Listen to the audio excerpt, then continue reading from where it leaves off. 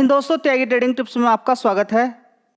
दोस्तों, इस वीडियो के अंदर हम बात करने वाले हैं काफ़ी सारे शेयर्स के बारे में। यहाँ पर चर्चा होने वाली है। Q1 के रिजल्ट्स का सीजन चल रहा है। किसी कंपनी के रिजल्ट्स खराब हैं तो किसी के अच्छे आ रहे हैं। ठीक है, चर्चा यहाँ पर करने वाले हैं किस किस कंपनी के रिजल्ट्स अच्छे आए हैं, किसके खराब आ रहे हैं। खराब और अच्छे का मतलब ये नहीं कि कंपनी खराब हो गई, अच्छे खराब आते रहते हैं, ये भी समझना बहुत ज़्यादा जरूरी है। और पिछले 2-3 महीने का चार्ट पैटर्न एक बार जरूर देख लें कि कितनी तेजी बनी है। और तेजी के बाद आपको मालूम होता है क्या होता है कि एफआईज बिकवाली करना शुरू कर देते हैं, माल बेचना शुरू कर देते हैं जब शेयर के अंदर 40-30, 40-50% की तेजी बन जाती है। आज देखेंगे कि 156 पॉइंट की तेजी गिरावट क्यों बनी, किसके अंदर, निफ्टी 50 के अंदर। ठीक है, सबसे पहले तो आप ये देखें कि अभी लगातार निफ्टी 50 के अंदर लगातार पिछले 1 महीने से आप देखेंगे लगातार गिरावट है। गिरावट से होता क्या है जी, क्या होता है देखिए, ऊपर टॉप से 25,500 से नीचे गिरते गिरते कहाँ पर आ गया, 24,600 के आसपास, लगभग 700-800 पॉइंट की गिरावट हो गई। मतलब सीधी बात है, पुट से पैसा कमा लिया बड़े प्लेयर ने। किससे कमा लिया? पुट से पैसा कमा लिया। आज भी गिरावट की है 156 पॉइंट की, तब भी बड़े प्लेयर का पैसा बनता है। ठीक है, तो ये बात आपको समझ में आ जाना चाहिए। बैंक निफ्टी के अंदर भी गिरावट हुई है और इस गिरावट का सबसे बड़ा कारण एफआईडीआईज तो है ही, एफआईज तो है ही, लेकिन अगर देखें सबसे, देखिए ये जो निफ्टी 50 या बैंक निफ्टी के अंदर गिरावट होती है उसके पीछे का कारण रहते हैं कुछ शेयर्स। तो कोटक बैंक निफ्टी के अंदर भी वेटेज रखता है, निफ्टी 50 के अंदर वेटेज रखता है। 6-7% की गिरावट हुई है आज, किसके अंदर? कोटक बैंक के अंदर। और ये सारी बातें बताई थी कि कोटक बैंक के अंदर थोड़ा सा निगेटिव रह सकता है, गिरावट रह सकती है, पक्का कंफर्म किसी को मालूम नहीं होता है। रिजल्ट्स के आधार पे ही रिसर्च एनालिसिस की जाती है। तो रिजल्ट्स कमजोर आए हैं क्योंकि शेयर काफी ऊपर भागा हुआ है। मैं आपको दिखा देता हूँ। दोस्तों देख लीजिए, कोटक बैंक को जबरदस्त पिछले 6 महीने में आप देखिए कितनी नीचे की साइड से इसने कितनी जबरदस्त तेजी दिखाई है। 1900 रुपये से सीधा सीधे भागते हो कहाँ पर पहुंच गया। और 1 साल का चार्ट पैटर्न देखेंगे तो आपका दिल ही खुश हो जाएगा। लगातार तेजी तेजी तेजी, बीच बीच में गिरावट, तेजी, इस तरह से चल रहा है। ठीक है, तो लगातार इसने अच्छा पैसा बना कर दिया है। कोटक बैंक से पैसा अगर आप बनाना चाहते हैं तो अच्छी खासी गिरावट ढूंढें, तब जाके खरीदें, ऐसे ही कहीं पर भी ना खरीदें शेयर को। ठीक है, तो ये बड़ा प्लेयर इसको इस्तेमाल करते हैं कॉल पुट से पैसा कमाने के लिए। उन्होंने 4-4, 5-5, 6-6 गुना पैसा कर लिया। वो एक्सपायरी वाले दिन भी बड़ा पैसा कर लेते हैं। ठीक है, तो कोटक बैंक में आप काम कर सकते हैं, गिरावटों पे खरीद सकते हैं, लेकिन कॉल पुट के अंदर काम नहीं करना है। जहाँ पे 10 में से 9 लोग खत्म हो जाते हैं वहाँ पर काम नहीं करना है। बड़ा प्लेयर इसका इस्तेमाल करता है कॉल पुट नीचे की तरफ गिराने बढ़ाने के लिए। निफ्टी 50 को आज गिराया, इसका इस्तेमाल कर दिया। फिलहाल देखेंगे रिजल्ट्स खराब आए थे, गिरावट होने के लिए तो आज 3% भी हो सकती थी। ठीक है, कल 3% हो जाती है, लेकिन 7% गिरा के अपना वो काम पूरा कर लेते हैं जो उनको करना रहता है। बड़ा बड़ा पैसा कमाना होता है। ठीक है, चलिए दोस्तों, शेयर का नाम है कार्ट्रेड टेक लिमिटेड। जब इस कंपनी का आईपीओ आया था उस समय अगर आप देखें तो बड़ी धूम मची हुई थी इस शेयर के अंदर। 1500 रुपये का भाव होता था, गिरते गिरते शेयर नीचे की साइड पे पहुंच जाता है, सबका दिमाग खराब हो जाता है। 389, बस सब ने कहा कि बस एक बार ऊपर आ जाए फिर हम निकल जाते हैं। लेकिन कुछ लोग होते हैं जिनको मालूम होता है कि शेयर के भाव पर तो ध्यान देना ही चाहिए, मार्केट कैप पे तो ध्यान देना ही चाहिए, लेकिन उससे पहले कंपनी के बिजनेस पे एक बार ध्यान देना चाहिए कि क्या टिक पाएगा, क्या नहीं टिक पाएगा। बस ये सबसे बड़ा इंपॉर्टेंट है। जिसने इस चीज़ पर ध्यान दिया उसका पैसा बन गया। सबसे पहले तो देखना होता ही है ये कि इस कंपनी का मार्केट कैप कितना है। देखिए ध्यान से कि इस समय अगर मार्केट कैप 9,700 करोड़ का है, तो जब ये 350 रुपये के आसपास शेयर था नीचे की साइड में, 400 रुपये ही मान लीजिए, 400 रुपये के आसपास जब ये शेयर था, उस समय कितना मार्केट कैप होगा? दिमाग लगाइए, दिमाग लगाइए और कमेंट बॉक्स में बताइएगा कि इस समय अगर 10,000 करोड़ का मार्केट कैप है, 9,700 करोड़ 10,000 करोड़ का है, तो उस समय कितना होगा, समझिए। ठीक है, चलिए समझ गए। सबसे पहला कि मार्केट कैप कम था, गिरा हुआ भाव आपको मिल रहा था, लेकिन बस यही नहीं बताया कि कार्ट्रेड काम क्या करती है। देखिए सबसे पहले देखिए ये कार्ट्रेड काम क्या करती है। Multi channel auto platform provide करती है जी। ऑटो सेक्टर के अंदर काम करती है क्या? ऑटो सेक्टर नहीं, देखिए समझिए कि इस कंपनी के इतने सारे चैनल्स मतलब कि जैसे कि आप एक कोई मान के चले कि एक कोई कंपनी है, जोमेटो भी उसका है, स्विगी भी उसका है, फूड पांडा और बहुत सारी कंपनियां उसकी हैं फूड से रिलेटेड, जहाँ पर खाना ही सब एक का ही है। मतलब कि कोई इंसान है, ये कोई कंपनी है, मान के चलें कि उसकी छोटी छोटी कंपनी है, जोमेटो भी उसकी है, स्विगी और दूसरी बहुत सारी कंपनियां उसकी हैं खाना वाली। ठीक है, आप जाते हैं वहाँ पर, ऑर्डर करते हैं और आपका खाना आ जाता है। तो इसी तरीके से इस कंपनी के भी बहुत सारे इस तरीके से ऑनलाइन प्लेटफॉर्म है जहाँ पर जाके आप गाड़ियों को बेच सकते हैं, पुरानी गाड़ी, यूज गाड़ी, और खरीद भी सकते हैं। जैसे कि कार वाले कार ट्रेड, इसके अलावा देखेंगे Shri Ram auto mall, bike वाले कार ट्रेड एक्सचेंज, ठीक है।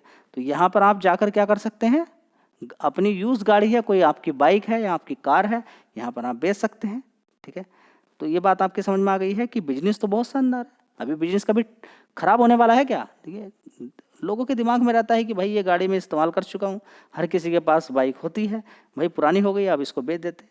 और हर ऐसे इंसान भी लोग रहते हैं, भाई किसी से 1 लाख की 70-80 हज़ार की बाइक खरीद नहीं जाएगी, उनको लगता है कि चलो भाई कोई बात नहीं है, हम 20 हज़ार की खरीद लेते हैं, ठीक है। उसके कितने बच गए? इतने, उसके पास पैसा आ गया, उसने नई बाइक खरीद ली। तो ये धंधा पानी तो चलता रहेगा, कब खत्म होगा? नहीं होगा ना, ठीक है। तो बीच बीच में क्या होता था, कंपनी का प्रॉफिट अप एंड डाउन होता रहता था, लेकिन लोगों को मालूम था कि ये बिजनेस के अंदर तो दम है, हाँ आगे बढ़ सकता है, मार्केट कैप भी बंद है। तो आज देख लिए 2051 रुपये का भाव है। फिलहाल पिछले 3 क्वार्टर से प्रॉफिट फ्लैट है, लेकिन शेयर फिर भी रुकने का नाम नहीं ले रहा है, फिर भी शेयर रुकने का नाम नहीं ले रहा है, ऊपर ही बढ़ता जा रहा है। क्यों?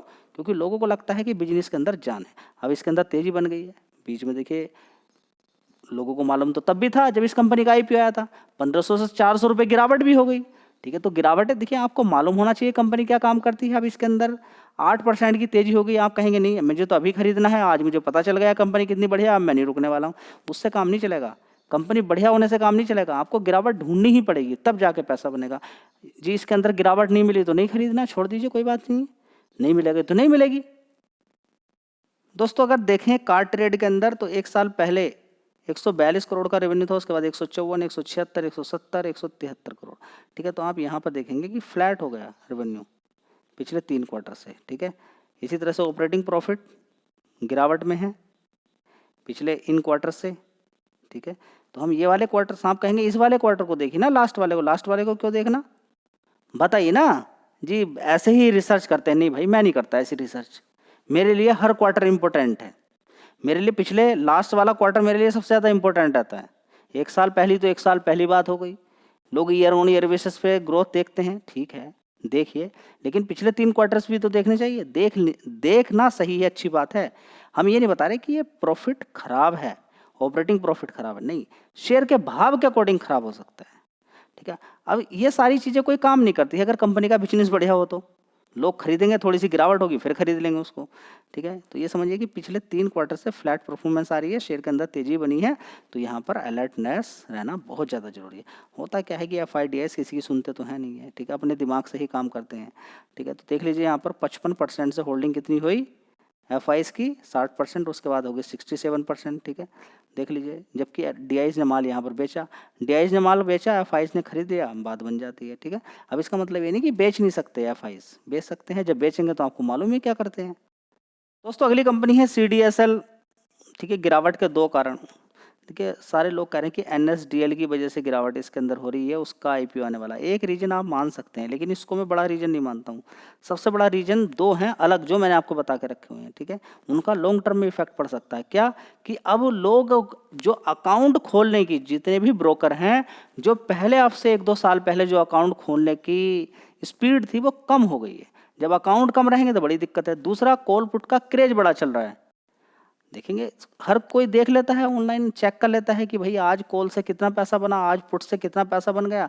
जब बात यह है 4-5-6 गुने की, तो लोग कहते हैं कौन चक्कर में पड़ रहा है कि एक शेयर को खरीदो, 5-5 साल होल्ड करो, तब जाकर उसमें 2 गुना 3 गुना पैसा बनेगा। हम क्यों करें होल्ड, हम क्यों होल्ड करें जब कॉल पुट के अंदर उधर पैसा बन रहा है, और उधर 10 में से 9 लोग खत्म हो जाते हैं, बचता तो कोई है नहीं है, लेकिन फिर भी लोग उधर ही लगे हुए हैं, ठीक है। तो थोड़ा सा ध्यान दें, ठीक है। तो अगर यहाँ पर बात करें CDSL, तो पहला रीजन ये कि बड़े अकाउंट खुलने कम हो गए, 2-2 लाख अकाउंट बंद हो रहे हैं कॉल पुट की वजह से। इनसे क्योंकि ब्रोकर को जितना ज़्यादा फायदा होगा, इन कंपनियों को भी उतना फायदा होगा। तो अगर 2-2 लाख अकाउंट बंद होंगे, तो सारे टोटल ब्रोकर्स के मिला के टोटल, तो फिर समझिए क्या होगा, इन कंपनियों की अर्निंग कम हो जाएगी, ठीक है। दूसरा यहाँ पर क्या है सबसे बड़ा इंपॉर्टेंट, NSDL हो गया। तीसरा सबसे बड़ा जो इंपॉर्टेंट है कि इस कंपनी का रेवेन्यू रुक गया, नेट प्रॉफिट रुक गया, पिछले 3 क्वार्टर से रुक गया, एक सही है, जिसकी वजह से गिरावट यहाँ पर देखने को मिली, जो मेरे लिए सबसे ज़्यादा इंपॉर्टेंट है। हाँ जोड़ सकते हैं आप NSDL भी कि हाँ दूसरा कॉम्पिटिटर आ जाएगा, वो आप जोड़ सकते हैं, लेकिन उसको मैं इतनी ज़्यादा वैल्यू नहीं देता। इतनी सारी कंपनियां हैं, सब चलता है, कोई इतनी बड़ी बात नहीं है कि छोड़ के CDSL से NSDL के अंदर ही जाएंगे। लोगों का मन है कि CDSL में काम करना तो CDSL में करेंगे, नहीं तो NSDL में करेंगे, उससे कोई असर इतना कोई खास नहीं पड़ता है। सबसे बड़ा इंपॉर्टेंट बात यही है कि रिजल्ट्स मज़ेदार नहीं आए। चलिए दोस्तों, अगला शेयर होगा विजया डायग्नोस्टिक सेंटर लिमिटेड। ठीक है, 1132 रुपये का भाव है, 5% की तेजी है। 1 साल का चार्ट पैटर्न देख लीजिए, तेजी है 42%। 5 साल का चार्ट पैटर्न देख लीजिए, नीचे से 334 रुपये से कहाँ पर पहुंच गया। ठीक है, कितना मारा इसने, कितने गुना पैसा कर दिया, देख लीजिए, लगभग 2.5 गुना पैसा लोगों का किया है। 2.5 नहीं, 3 गुना मान सकते हैं यहाँ पर। 293% के रिटर्न बना के दिए। ठीक है, उसके बाद गिरावट हो जाती है, नॉर्मली नीचे की तरफ गिर जाता है, अप एंड डाउन चलता रहता है। जब बड़ी तेजी बनती है, थोड़ी सी गिरावट भी देखने को मिल जाती है। मार्केट कैप देखिए, सबसे पहले 11,000 करोड़ का मार्केट कैप इस कंपनी का। कितना? 11,000 करोड़ का मार्केट कैप है। ठीक है, तो देखें, विजया डायग्नोस्टिक की सेंटर की बात करें या दूसरी और कंपनियों की बात करें, इनका काम तो चलता रहेगा। लोग बीमार पड़ते ही रहते हैं, खासकर बरसात के दिनों में जब डेंगू फैलता है। ठीक है, चलिए देख लेते हैं इस कंपनी के फंडामेंटल कैसे आए हैं। देखें यहाँ पर विजया डायग्नोस्टिक सेंटर के अंदर कितना रेवेन्यू किस तरीके से बढ़ रहा है, क्योंकि तेजी बनी है तो कुछ आपको मालूम होना चाहिए कि कुछ अच्छा ही हुआ होगा। 1 साल के अंदर कितनी ग्रोथ देखने को मिली है, देख लीजिए, 156 करोड़ से रेवेन्यू 188 करोड़ हो गया। पिछले क्वार्टर में 173 करोड़ था, उससे पहले 169 करोड़, उससे पहले 183। बीच में ज़्यादा भी था, ऐसा नहीं कि ज़्यादा नहीं हुआ है कि ये लगातार बढ़ रहा है, नहीं, घट भी जाता है बीच में। चलिए, तो यहाँ पर ऑपरेटिंग प्रॉफिट देखते हैं तो 74 करोड़ का है, जो कि पहले 76 था। 1 साल पहले के अकॉर्डिंग ठीक है, पिछले क्वार्टर के अकॉर्डिंग भी थोड़ा सा तेज है। देखिए, पिछले क्वार्टर्स के अकॉर्डिंग अगर देखें तो कोई खास परफॉर्मेंस नहीं है, लेकिन फिर भी देखें तो परफॉर्मेंस होती है। और यहाँ पर देखेंगे कि पिछले 3 क्वार्टर से परफॉर्मेंस रुक गई है। रुक क्या, फ्लैट ही परफॉर्मेंस है, 42 करोड़ को छोड़ दें तो। ठीक है, तो फ्लैट परफॉर्मेंस चलिए। अब देखिए क्या करना है। जी, शेयर तो लगातार फिर भी भाग रहा है। बिजनेस बढ़िया रहेगा तो कोई नहीं हिलने वाला है। ठीक है जी, FIDIS का तो बता दीजिए किस तरीके की होल्डिंग है, क्या है, FIs क्या कर रहे हैं यहाँ पर। तो देख लीजिए, FIs का भी अगर आप देखना चाहते हैं तो DIs देखिए सबसे पहले कि 15% की हिस्सेदारी थी DIs की। कितनी? 15% की। आज की डेट में कितनी है? 24% की। तो 15% से 24%। चलिए अब देख लेते हैं FIs कितना था? 23%। कितना? 23, 25, फिर 20 हो गया, घटते बढ़ता रहता है। 20 से फिर गिरा, थोड़ा सा फिर बढ़ा। ठीक है, इसी तरह से अभी देख रहे हैं 17% तक होल्डिंग हो गई थी, 17% से फिर 19 हो गई, फिर 19.56 हो गया। ठीक है, तो घटना बढ़ना चलता रहता है स्टॉक मार्केट के अंदर। फिलहाल देखेंगे FIs ने अगर माल बेचा है और प्रमोटर्स ने अगर माल बेचा है, 55% से प्रमोटर की होल्डिंग घटते घटते कितनी रह गई है? 52% की। तो DIs ने माल खरीद लिया। FIs बेचें या फिर प्रमोटर्स बेचें, अगर माल DIs खरीद लेते हैं तो कोई दिक्कत वाली बात नहीं है। बढ़िया कंपनियों के अंदर खास बात यह है कि पब्लिक बड़ी कम मिलेगी आपको। ठीक है, देख लीजिए, वो जो थोड़े से रिस्की टाइप शेयर रहते हैं वहाँ पर पब्लिक आपको मिलेगी। एक ये भी हिंट बड़ी अच्छी है कि आप एक ऐसे शेयर के अंदर थोड़ा सा काम करें, ध्यान दें जहाँ पर पब्लिक कम है। ठीक है, तो इस चीज़ का भी, जहाँ पर पब्लिक बहुत ज़्यादा हो गई, 80-85% तक हो गई है, ठीक है, तो वहाँ पर एक खतरा रहता है। ऐसा नहीं कि शेयर वो भागते नहीं है, भागते हैं, खेल बदलता है वहाँ पर। क्या खेल बदलता है? 2 रुपये का शेयर हो गया, मान लीजिए 100 रुपये से गिरते गिरते, किसका? जैसे रिलायंस पावर की बात करें, उसके बाद थोड़ा थोड़ा कुछ चीज़ें देखने को मिली, उसके बाद पब्लिक ने बेचना शुरू किया। आप देख लीजिए उठा के, रिलायंस पावर को देखना चाहते हैं आप? चलिए मैं दिखाता हूँ आपको। तो कोई भी शेयर उठा के देख लिए, पब्लिक के पास उतनी पावर नहीं कि वो किसी शेयर को भगा दे। तो यहाँ पर रिलायंस पावर को देख लीजिए, 7% की हिस्सेदारी थी, बढ़ते बढ़ते कितनी हो गई? 12% की, तब जाके शेयर भागा है। फिलहाल अभी भी आप देखेंगे तो पब्लिक, तो आपको मालूम ही है कि पब्लिक अगर बेचती है तो फिर दूसरी पब्लिक खड़ी हो जाती है। 63% की हिस्सेदारी थी, माल बेचते चले गए, 63 से 58% की हिस्सेदारी यहाँ पर रह गई है पब्लिक की। ठीक है, तो ये बात आपको मालूम होना चाहिए। चलिए, वीडियो अच्छी लगी लाइक शेयर कर दीजिएगा। चैनल पे पहली बार अगर आपने विजिट किया है तो चैनल को सब्सक्राइब करके रखें, ताकि इस तरह की बढ़िया शानदार वीडियो आपको मिलती रहे और आपका ज्ञान बढ़ता रहे। धन्यवाद।